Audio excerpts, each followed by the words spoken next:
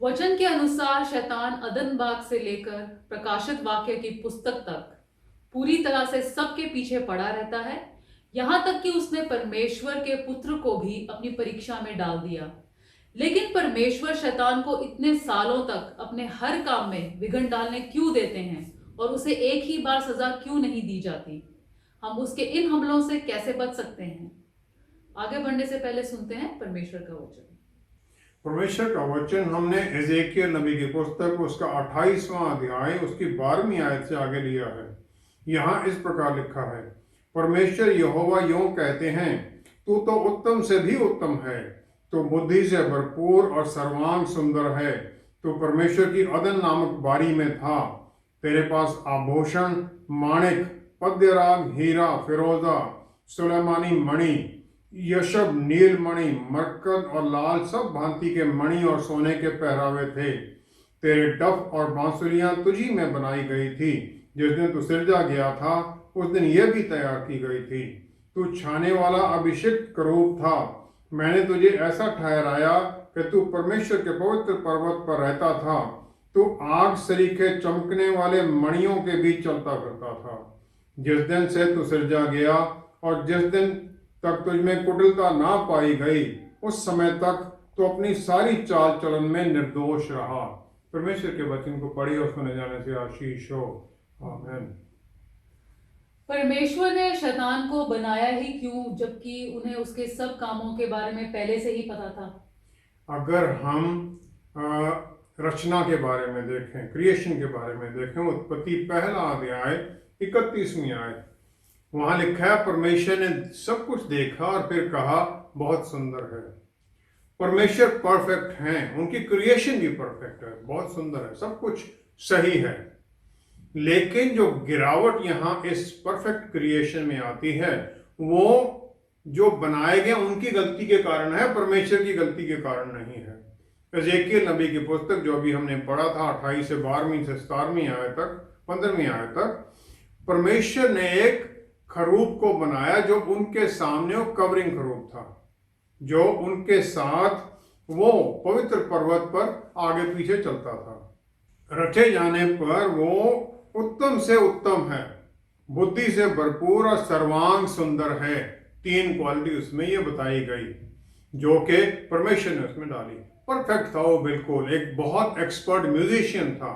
और सुंदर जो उसके हीरा जवाहरात उस पर जड़े गए थे, हीरे जवाहरात, सार्डियस, टोपाज, डायमंड, वो सब उसमें लगाए गए थे, जो कि अद्भुत रंग के थे, प्योरेस्ट फॉर्म, सबसे सुंदर। और फिर उन्हें सोने में जड़ दिया गया था, सोना जो कि बिल्कुल पूरी प्योरिटी में था।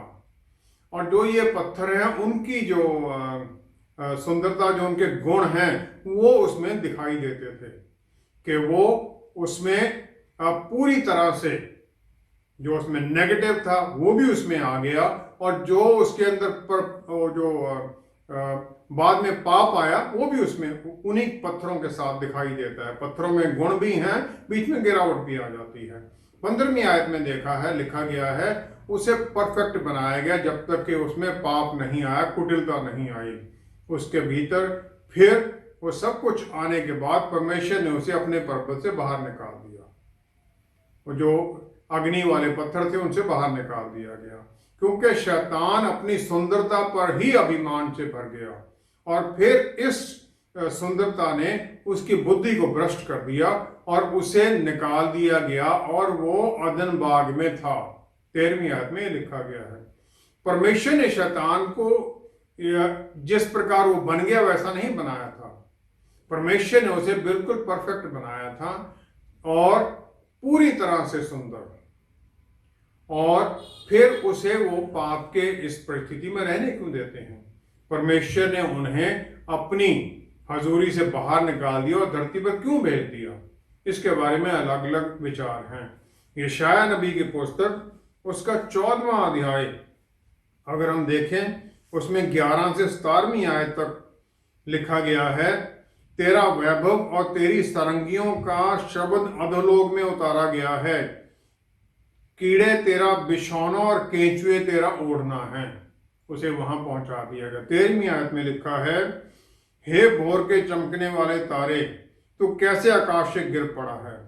तू मन में तो कहता तो था, मैं स्वर्ग पर चढ़ूंगा, मैं अपने सिंहासन को ईश्वर के तारागण से अधिक ऊंचा करूंगा और उत्तर दिशा को छोर पर सभा के पर्वत पर विराजूंगा। परम प्रधान जैसा बन जाऊंगा, उसके बराबर में पहुंच जाऊंगा। और फिर 15वीं आयत में लिखा है, परंतु तू अधोलोक में उस गड्ढे की तह तक उतारा जाएगा। शेओल, उसे अधोलोक के गड्ढे में उतार दिया जाएगा। फाइनली ये प्रकाशित वाक्य में होना है। ये माना जाता है कि विचार है कि धरती के ऊपर पहले पूरी क्रिएशन बनी हुई थी। शैतान को वहां पर परमेश्वर का रिप्रेजेंटेटिव बना के परमेश्वर ने भेजा था, और वो लेकिन धरती पर रहने वालों से अपनी आराधना करने लग गया, और फिर परमेश्वर ने एक बाढ़ के साथ उसे नष्ट कर दिया। और ये नूह की बाढ़ से पहले की बाढ़ है। नूह वाली माना जाता दूसरी बाढ़ है। वचन में ये कहीं नहीं लिखा है। ये सवाल के परमेश्वर ने शैतान को बनाया, वो जानते थे कि ये करेगा, इस प्रकार उसने करना है। यह थियोलॉजिकल डिबेट्स में बहुत बार डिस्कस हुआ है, और ये कहीं लिखा नहीं है वचन में, लेकिन इसे हम डिड्यूस कर सकते हैं, इसका हम निकाल सकते हैं वचन में क्या हुआ होगा। व्यवस्था विवरण ड्यूटरनॉमी 32 का 4 अध्याय में परमेश्वर को एक चट्टान जिसका काम पूरा परफेक्ट है और उसके सब रास्ते भी सही हैं। भजन संहिता 89 उसकी 14वीं आयत में अगर हम देखें तो वहां लिखा है, तेरे सिंहासन का मूल धर्म और न्याय है, करुणा और सच्चाई तेरे आगे आगे चलती है। धर्म और न्याय सिंहासन के फाउंडेशन हैं, और ये दोनों जो क्वालिटीज हैं इनके ऊपर उनका सिंहासन है, और इसी के ऊपर ही परमेश्वर चलते हैं। पहला यूहन्ना 4 अध्याय 8वीं आयत में लिखा है, परमेश्वर प्यार है, और ये दोनों क्वालिटीज प्यार और न्याय परमेश्वर के गुण हैं। उनका दिव्य सार या स्वर्गीय सार माना जाता है। परमेश्वर ने अपनी विजडम में और पूरी फोर नॉलेज में, जानते हुए कि लूसीफर ये सब कुछ करेगा उसे बनाए जाने के बाद में, उसे फिर भी बना दिया, क्योंकि अगर उसे ना बनाते तो फिर ये जजमेंट पहले ही हो जाती। उसने अभी कुछ किया तो था ही नहीं, उसे सजा पहले ही मिल जाती कि उसने कुछ किया नहीं, लेकिन क्योंकि वो करने वाला था उसे बनाया ही नहीं। अफसियों की पुस्तक 1 अध्याय 4 आयत में इसी प्रकार परमेश्वर ने हमें अपने प्रभु यीशु में कुछ भी बनाए जाने से पहले चुन लिया। यिर्मयाह नबी की पुस्तक 1 अध्याय 5वीं आयत और भजन संहिता 139 की 16वीं आयत में लिखा है, परमेश्वर हर एक इंसान को माता के गर्भ में डालने से पहले जानते हैं। और फिर लिखा है कि मेरे दिन जो अभी एक भी नहीं था आपकी किताब में पहले ही लिख दिए गए थे। अगर हम वही एनोलॉजी, वही हम बात लें तो फिर परमेश्वर को मुझे भी बनाना नहीं चाहिए था, उन्हें पता था कि मैं क्या क्या करूंगा। इस प्रकार पूरी सृष्टि बनाने से रुक जाती, लेकिन परमेश्वर ने यह सब कुछ किया क्योंकि वो न्यायी परमेश्वर हैं। उन्होंने मौका दिया है हमें यहाँ पर आने के लिए, ताकि उस मौके का इस्तेमाल करते हुए हम अच्छे रास्ते को चुने, बुराई से बचे रहें। शैतान को भी इसीलिए उन्होंने बनाया था कि वो अच्छे रास्ते पर चले। परमेश्वर न्याय करने वाले धर्मी परमेश्वर हैं, तो जब शैतान ने उन्हीं के सिंहासन पर कब्जा करने की और अपने आप को परमेश्वर के बराबर करने की कोशिश की, तब तो उसका न्याय सही होते हुए भी उसे अब तक छोड़ा क्यों हुआ है? ये तो परमेश्वर के काम के ऊपर निर्णय लेने वाली बात हो जाएगी, उसे जज करने की बात हो जाएगी। लेकिन अगर हम एक ये इमेजिन करें कि परमेश्वर और शैतान के बीच में बातचीत उस समय क्या हुई होगी जब उसे पकड़ा गया, जब उसने वो रिबेलियन किया, तो कुछ एक पॉइंट हैं जो कि हम इसमें से देख सकते हैं क्या निकल सकता है। सबसे पहला ये है कि वो परफेक्ट बुद्धि में बिल्कुल बहुत बढ़िया था, सुंदर था, म्यूजिक उसका बहुत बढ़िया था आराधना के लिए, और पूरी तरह से वो सक्षम था कि परमेश्वर के इस प्रकार के चार्ज को इतनी आसानी से मान ना ले। वो उनके सामने खड़ा होगा इस्लाम के मुताबिक शैतान को इब्लीस कहा जाता है, जो कि ग्रीक भाषा का शब्द डायबोलोस से निकलता है। डायबोलोस का मतलब है झूठे चार्ज लगाने वाला, स्लेंडरर, फॉल्स एक्यूजर, और जो परमेश्वर के काम की खिलाफत में खड़ा होता है। एक आदमी जो ऐसे काम करता है, परमेश्वर के कामों के खिलाफ खड़ा होता है, उसे हम शैतान के काम करने वाला मानते हैं, इब्लीस का पार्टनर मान लेते हैं, या परमेश्वर का दुश्मन माना जाता है, या अल अदो दुश्मन, या अल शैतान डीमन माना जाता है। और यह माना जाता है कि इंसान को बनाने के बाद में परमेश्वर ने स्वर्गदूतों को आदम के सामने झुकने के लिए कहा। इब्लीस ने यह मना कर दिया, क्योंकि उसने ये कहा मैं तो इससे बढ़िया हूं, बेटर हूं, मुझे आग के द्वारा बनाया गया है, धरती की मिट्टी के साथ नहीं बनाया गया है। इसी कारण उसे फिर स्वर्ग से निकाल दिया गया, उसे यह सजा दी गई, और जो उसकी फाइनल सजा है वो रोक दी गई, डिफर कर दी गई, जब तक कि पूरा जो न्याय का दिन नहीं आता है। ये एनसाइक्लोपीडिया ब्रिटानिका के अनुसार है, उसमें लिखा गया है। अय्यूब की पुस्तक पहला अध्याय 8 से 12वीं आयत, और फिर दूसरा अध्याय 2 से 6 आयत तक एक जगह है जहां पर शैतान परमेश्वर से बातें करते हुए दिखाया जाता है, और वहां पर उसकी जो आर्गुमेंट की लाइन है, परमेश्वर से कैसे बात करता है, परमेश्वर की बातों को कैसे काटता है, वो दिखाया जाता है। परमेश्वर अय्यूब को कहते हैं खरा और सीधा और मेरा भय मानने वाला और बुराई से दूर रहने वाला मनुष्य और कोई नहीं है। अय्यूब पहला अध्याय उसकी 8वीं आयत। अब शैतान क्या कहता है? शैतान कहता है अय्यूब परमेश्वर का भय बिना लाभ के मानता है क्या? क्या तूने उसकी और उसके घर की और जो कुछ उसका है उसके चारों ओर बाड़ा नहीं बांधा है? क्या तूने तो उसके काम पर आशीष दिया और उसकी संपत्ति देश भर में फैल गई है। अब उसने ये कर दिया कि अय्यूब इसलिए मान रहा है क्योंकि प्रोटेक्शन मिली हुई है, ब्लेसिंग्स मिली हुई, उसके सब काम उसके बढ़ रहे हैं। लेकिन जब परमेश्वर ने उसे परमिशन दी शैतान को, तो उसने अय्यूब का सब कुछ छीन लिया। उसके बच्चों की डेथ हो जाती है, उसका धन संपत्ति सब चली जाती है। फिर शैतान आता है दूसरे अध्याय में, फिर वही सवाल का जवाब जब उसे पूछा जाता कि अब तो उसका सब चला गया फिर भी वो धर्मी है।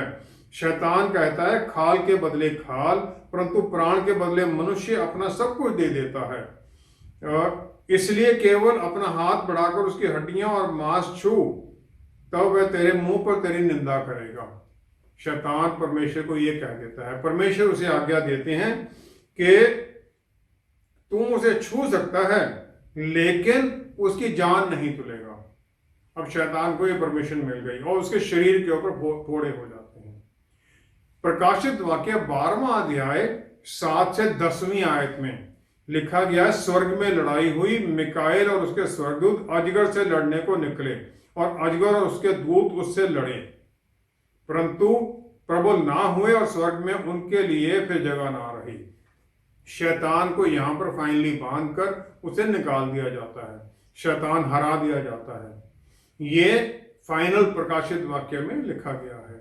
अगर ये भविष्य में लड़ाई है तो इसका मतलब यह है कि उस समय तक शैतान स्वर्ग में परमेश्वर के सामने जाने की उसे परमिशन है, और फिर उस समय उससे परमेश्वर के सामने जाने से काट दिया जाता, उसका रास्ता बंद हो जाता है। परमेश्वर के न्याय के सिंहासन के सामने जब उसे ले जाया जाता है तो हो सकता है उसकी आर्गुमेंट उसकी सिमिलर जो उसने वहां पर की अय्यूब के साथ, या फिर जो आदम और ईव ने की उसी प्रकार की वो आर्गुमेंट उसका उत्तर होगा। उत्पत्ति 3 में 10 से 12 तक जो औरत है वो सांप को ब्लेम कर देती, इसने मुझे दिया मैंने खा लिया। आदम ईव को ब्लेम कर देता है और वो कहता है औरत जो आपने मुझे दी है, परमेश्वर को ही ब्लेम कर देता है। शैतान भी परमेश्वर को ही ब्लेम करता है कि आपने मुझे इतना सुंदर बुद्धिमान और सब कुछ दिया है, तो ये मेरे में नेचुरल है कि मैं उसमें अहंकार में भर जाऊं, क्योंकि सब कुछ जो बाकी बनाए गए सब मेरे से नीचे हैं। जो स्वर्गदूत आर्कएंजल माइकल है वो एक योद्धा है, गैब्रियल एक मैसेंजर है, दूत है, और जो बाकी खरूब हैं उनके सबके अपने अपने रोल हैं। और ये आर्गुमेंट के साथ शैतान जब खड़ा होता है तो परमेश्वर के लिए एक तो रास्ता ये है कि अपना एक तरफ से फैसला करें, उसे खत्म कर दें, या फिर उसे गलत प्रूव करें। एक न्यायी परमेश्वर शैतान को गलत प्रूव करने के लिए बढ़ते हैं शायद, और फिर उसे और उसके स्वर्गदूतों को जो परमेश्वर के खिलाफ खड़े होते हैं उन्हें उनकी पनिशमेंट जो है वो रोक दी जाती है, उन्हें वहां से उनके सामने से निकाल दिया जाता है। उत्पत्ति 1 की 26 से 30वीं आयत में परमेश्वर इंसान को अपने अक्स और रूप में बनाते हैं ताकि वो आत्मिक और शारीरिक दोनों अवस्थाओं में काम कर सके। आत्मिक में वो परमेश्वर से बात करता है और शारीरिक में वो अदन बाग को संभालता है, और फिर उसे धरती पर परमेश्वर के बनाई गई हर चीज के ऊपर उसे अधिकार दे दिया जाता है। जो कुछ उसके लिए जरूरत थी वो सब बनाया हुआ है। अगर इंसान पवित्र रहना सफल हो जाता है तो शैतान फेल हो गया उसके बातों आर्गुमेंट के अनुसार, और फिर उसे सजा मिलनी है। अगर इंसान फेल हो जाता है सच्चाई में चलने से तो शैतान वही अधिकार छीन लेता है और फिर धरती जो कुछ है उसके अधिकार में आ जाता है। आदम और ईव दोनों फेल हुए और शैतान को सब अधिकार और बल जो इंसान को परमेश्वर ने दिया था धरती के ऊपर, नेचर के ऊपर, सब पर, वो आदम ने शैतान को दे दिया और धरती पर भी श्राप हो गया। इस प्रकार शैतान को परमेश्वर रहने देते हैं जब तक कि यह प्रूव ना हो जाए कि पाप के बिना रहा जा सकता है। इंसान वो नहीं कर सका, परमेश्वर के पुत्र को इसके लिए आना पड़ता है। परमेश्वर ने एडम और ईव को इस प्रकार शैतान द्वारा टेस्ट करने क्यों दिया, जबकि उन्हें उनकी हार के बारे में पहले से ही पता था? या तो शैतान गलत प्रूव होना चाहिए या परमेश्वर गलत प्रूव होने चाहिए। अब परमेश्वर तो गलत प्रूव हो नहीं सकते, वो तो सही ही होंगे।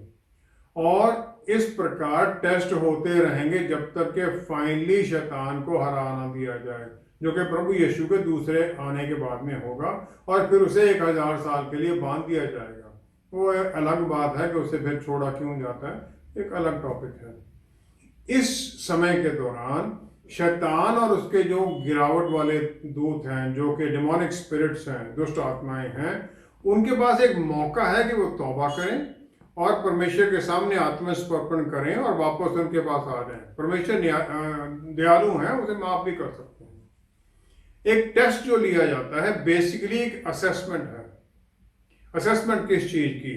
पहला तो है स्किल, जो है उसका ज्ञान है, इंटेलिजेंस क्या है, कैपेसिटी उसमें कितनी है, उसका जो जैसे टेस्ट किया जा रहा है उसका एप्टीट्यूड क्या है, एप्टीट्यूड टेस्ट भी होता है।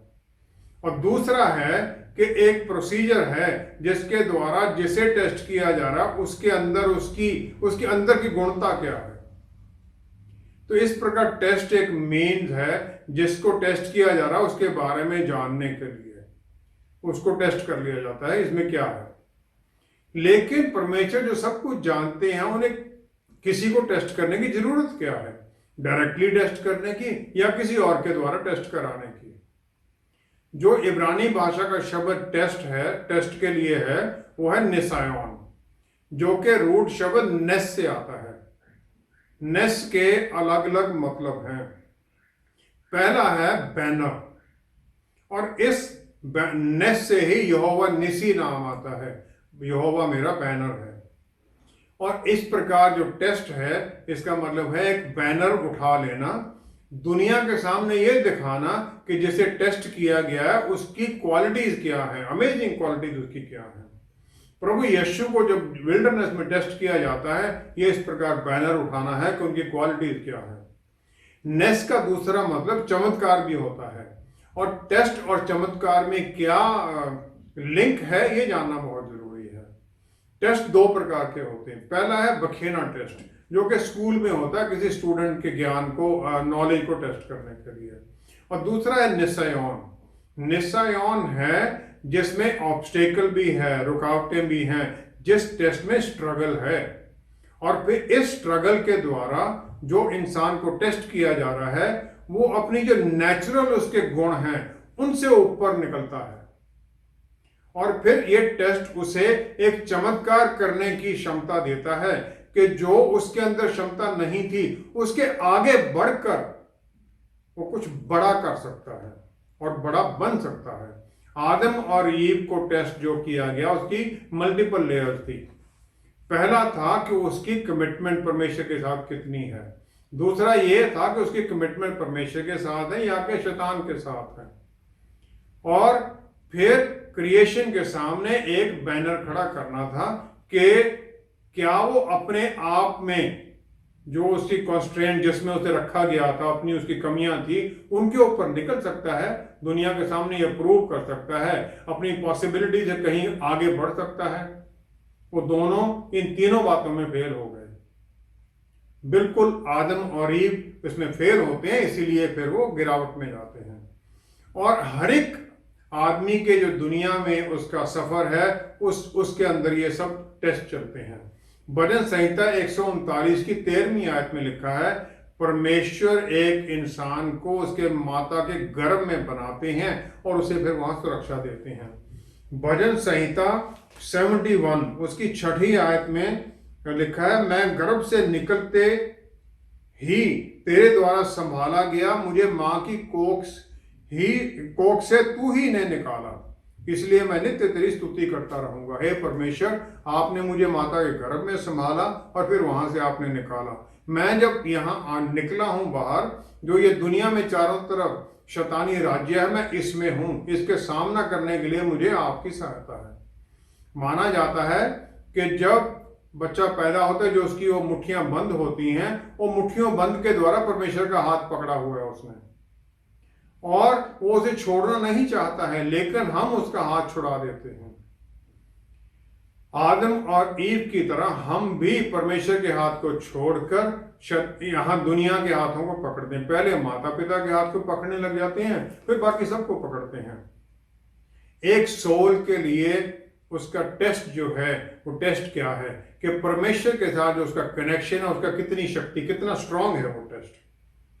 क्या वो अपने आप के साथ उसी कमिटमेंट जो है यहाँ उसे भेजा गया, उसमें वो सफल हो सकता है? जो उसके सामने चैलेंज रखे गए हैं, टेम्पटेशन रखी गई हैं, जो उसके अंदर अपनी क्षमता है जो परमेश्वर ने डाली है, वो इस अंधेरे पर जय पा सकता है और इस अंधेरे को फिर रोशनी में बदल सकता है। जो टेस्ट है जो परमेश्वर ने उसे दिया है, वो क्षमता या जो उसके अंदर क्षमता है जो परमेश्वर ने दी है, सिर्फ उन्हीं के बारे में नहीं है, बल्कि इनको इस्तेमाल किस प्रकार करना है, ताकि फिर इसको इस्तेमाल करते हुए परमेश्वर की अधीनगी में इसके द्वारा एक चमत्कार किया जाए। हम ये बैनर उठा देते हैं अपने आप को दिखाने के लिए, दुनिया को दिखाने के लिए कि किस प्रकार हम चैलेंज के ऊपर, जो ये टेम्पटेशन है, इन पर जय पाकर किस प्रकार हम एक अद्भुत तरीके से आत्मिक ग्रोथ में आते हैं, आत्मिक तरक्की में आते हैं, और चमत्कार होता है हमारे जीवन में, क्योंकि अपनी क्षमता में नहीं कर सकते हैं हम। और ये हम करते हैं परमेश्वर द्वारा बल दिए जाने से और पवित्र आत्मा परमेश्वर द्वारा गाइडेंस के द्वारा। परमेश्वर के पुत्र को ये टेस्ट देना इसलिए जरूरी पड़ा कि वो भी दुनिया के सामने वो बैनर खड़ा कर सकें, वो कि देखो ये हो सकता है। परमेश्वर ने एक बुरी परिस्थिति को बदल लिया, जो शैतान वहां था उसे बदल लिया, और शैतान को उन्होंने अपने चुने हुए लोगों को टेस्ट करने के लिए इस्तेमाल करने लग गए। परमेश्वर ने शैतान को उन्हें टेम्प्ट करने का मौका दे दिया। टेम्प्ट कैसे है? ट्रायल्स हैं, बीमारियां देता है, प्रलोभन देता है वो। अय्यूब का 2 अध्याय 6 आयत में परमेश्वर शैतान को, अय्यूब को एफ्लिक्ट, उसे उसके ऊपर अधिकार देते हैं, लेकिन 6 आयत में वो ये कह देते हैं कि तू उसे बीमारी लगा सकता है, लेकिन उसकी प्राण छोड़ देना, तू उसे मार नहीं सकता है। शैतान अय्यूब के विश्वास को पूरी तरह से गिराना चाहता है, लेकिन फेल हो जाता है, और फिर परमेश्वर दोगुना अय्यूब को वापस करते हैं। परमेश्वर किसी भी समय अपनी आंखें अपने लोगों से दूर नहीं करते हैं, उनके ऊपर उनकी नजर बनी रहती है। वचन में लिखा है सिर के बाल तक गिने हुए हैं। वो जानते हैं कि क्या हो रहा है, क्या टेस्ट चल रहा है। और जब हम ये देखते हैं टेस्ट जो प्रभु यीशु के ऊपर हुआ और इसके कारण क्या थे, शैतान इसके ऊपर किस प्रकार करता है, ये सब कुछ ये एक हमें उत्साह देने के लिए है कि हम ये रास्ते में चलकर जीत में आ सकते हैं। परमेश्वर ने हमें पवित्र आत्मा परमेश्वर द्वारा ये क्षमता दी है। परमेश्वर ने पुराने नियम में भी लोगों को ये रास्ता दिखाया था कि वो शैतानी प्रलोभन में ना आए और परमेश्वर की आज्ञाकारिता में चलते रहें। और जो मंदिर में कुर्बानियां थी वो इसीलिए थी कि प्रभु यीशु के आने के बारे में वो दिखाएं और वो उन जो पुराना पाप किया गया उससे माफी पाकर आगे बढ़ते जाएं दिन प्रतिदिन और शैतान से हारे नहीं। लेकिन इजरायली लोग और सब उस हार में आ गए और उस हार के कारण फिर प्रभु यीशु का आना निश्चित तो पहले ही था, लेकिन वो 450 साल तक परमेश्वर का वचन भी नहीं आया इजरायलियों के पास, क्योंकि पाप इतना बढ़ गया था। प्रभु यीशु का टेस्ट और शैतान का आगे क्या होगा इसके बारे में हम अगले प्रोग्राम में बात करेंगे।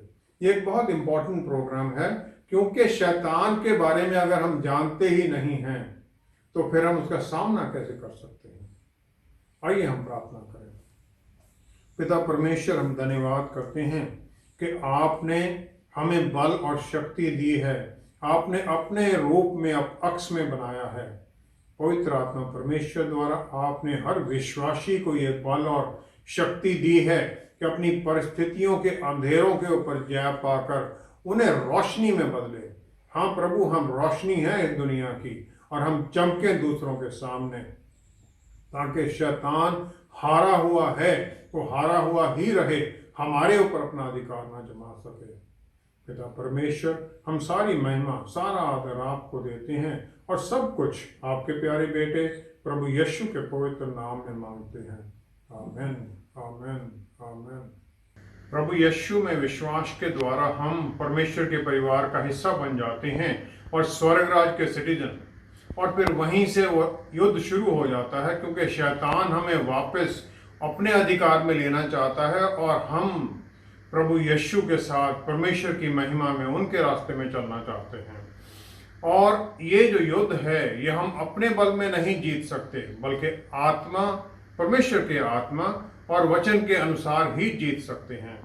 हमारे प्रोग्राम का मकसद है वो भजन संहिता 115 की पहली ही आयत, परमेश्वर बस आपको, आप ही को महिमा मिले, और हम उन्हें ही महिमा देना चाहते हैं और वो महिमा पाते हैं हमारी जीत के द्वारा। हमारे प्रोग्राम के द्वारा हम आपको वचन की बातें, परमेश्वर के वायदों के बारे में और आत्मा की बातें बताने की कोशिश करते हैं, ताकि हम सब मिलकर फिर वो जीत के रास्ते पर आगे बढ़ते ही जाएं। इसके लिए हम आपकी सहायता मांगते हैं, सहायता आत्मिक तौर पर भी और आर्थिक तौर पर भी, क्योंकि अगर हम अकेले इस लड़ाई में चलते हैं तो हम कभी भी सफल नहीं हो सकते। हम सब मिलकर एक दूसरे के साथ जुड़कर इसमें आगे बढ़ें। सहायता करने के लिए आप हमारे वेबसाइट को विजिट भी कर सकते हैं और हमें मैसेज या मिस्ड कॉल या कॉल भी कर सकते हैं, ताकि हम सब मिलकर फिर परमेश्वर की महिमा में जुड़ें, रूहें जीतने में आगे बढ़ें और जीत में चलते जाएं। धन्यवाद। शैतान हमारे खिलाफ इसलिए नहीं है कि हमारे भीतर कुछ ऐसा है जो उसे चाहिए, परंतु इसलिए क्योंकि हम परमेश्वर के परिवार का हिस्सा हैं। एलीशा नबी ने अपने नौकर गेहाजी को यह दिलासा दिया कि डर मत, जो हमारे साथ हैं वो जो हमारे दुश्मन हैं उनसे कहीं ज्यादा हैं। एक विश्वासी के साथ परमेश्वर खड़े हैं तो फिर शैतान हमारा क्या बिगाड़ सकता है। हमारे साथ दोबारा जुड़ने के लिए आपका बहुत बहुत धन्यवाद। अगले हफ्ते आपसे फिर मुलाकात होगी। Stay blessed, stay safe, shalom.